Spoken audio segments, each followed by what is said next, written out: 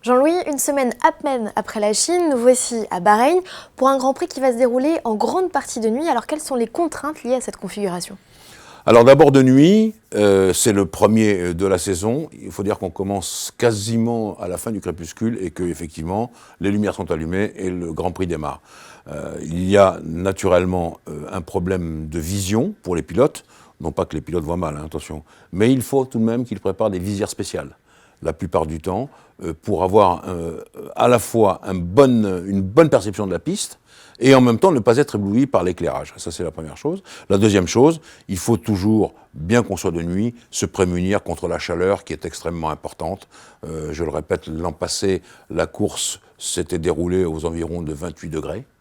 Donc c'est chaud, et la piste, elle est entre 40 et 45 degrés, même si la nuit est là pour refroidir un peu les choses, et qu'en l'occurrence, c'est beaucoup pour l'habitacle des pilotes, beaucoup pour les moteurs, beaucoup pour les pneus aussi. Ces températures élevées, ce ne sont pas celles du Grand Prix de Malaisie, mais tout de même, on peut se faire du souci pour les pneumatiques et surtout les arrières? Oui, on peut se faire du souci pour les pneus arrière, parce que c'est ceux qui sont soumis à la plus rude épreuve tout au long de ce Grand Prix. Je rappelle, il y a 3 secteurs de ligne droite, où il y a 2 fois des zones de DRS. Le reste, c'est des courbes assez difficiles et souvent des virages serrés. Et donc, eh bien, avec le déport de la voiture, la motricité en sortie de virage lent, eh bien, les pneus arrière dégustent beaucoup. Et en l'occurrence, il faudra faire très attention. Moi, je suis un peu inquiet parce que Pirelli a prévu des pneus tendres, parmi les moins tendres, mais des durs, c'est les médiums. Moi, je pense qu'il aurait fallu mettre les plus durs, les hard vraiment, les insignes rouges. Bon, ils n'ont pas jugé ça bon. Je me demande si on va pas avoir des surprises de ce côté-là. Un peu genre Holiday on Ice avec le sable, le graining et tout ça? Ça peut arriver, ça peut arriver. Et alors, vous évoquez le sable, très important. On sait que quand ce circuit a été fait, les environs du circuit ont été, je dirais, pulvérisés, hein, avec une espèce de colle, pour éviter que le sable vienne vraiment perturber la course. Mais il n'empêche que déjà, vous parlez de la piste avec le sable, c'est plus glissant. Et deuxièmement, on fait un effort spécifique autour de la protection des moteurs, parce que cette poussière-là s'infiltre partout et que c'est un peu compliqué. Il faut donc prendre toutes les précautions pour éviter justement qu'il y ait ce grain de sable qui bloque la mécanique. Alors, outre la mécanique, est-ce que les freins seront particulièrement sollicités là-bas? Oui, absolument. Alors, si on prend une mesure étalon pour les freins qui est Montréal, qui est très dur, on sait que la deuxième mesure étalon, c'est Bahreïn.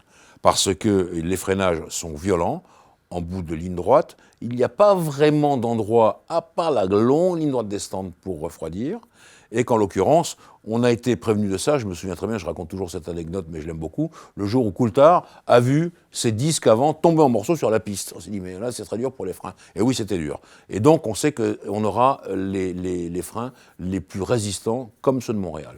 Grosso modo, Jean-Louis, ce circuit, vous l'appréciez ou est-ce qu'il y a un endroit particulier que vous aimez? Alors, ce n'est pas un circuit que j'aime beaucoup, parce que c'est un circuit artificiel, mais quand même, il y a 2-3 belles choses. Alors, la longue ligne droite déjà, parce que ça permet des freinages et des dépassements, et on l'a vu l'an passé, il y en avait pas mal, surtout que le DRS aide beaucoup les choses. Et puis, il y a le virage numéro 10 que j'aime bien, parce que c'est une épingle, un freinage terrible pour une épingle, mais une épingle en dévers. Et donc, souvent, on part à l'extérieur et on sort de la piste aussi, ou on part en tête à queue. C'est donc le virage numéro 10 qu'il faudra surveiller tout particulièrement. Est-ce que vous avez un pronostic sans forcément donner une voiture gagnante, mais des Alors, favoris? vous voulez me parler des Ferrari, mais bon, il faudra vraiment qu'il fasse vraiment chaud. Je pense que pour l'instant, on va rester sur la domination de Mercedes.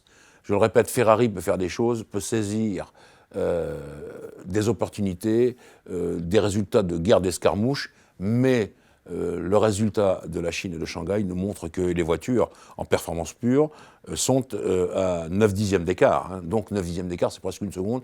Et c'est beaucoup pour que Ferrari puisse rattraper Mercedes. Surtout qu'entre Shanghai et Bahreïn, il y a une semaine seulement, et qu'on n'a pas le temps de faire grand-chose.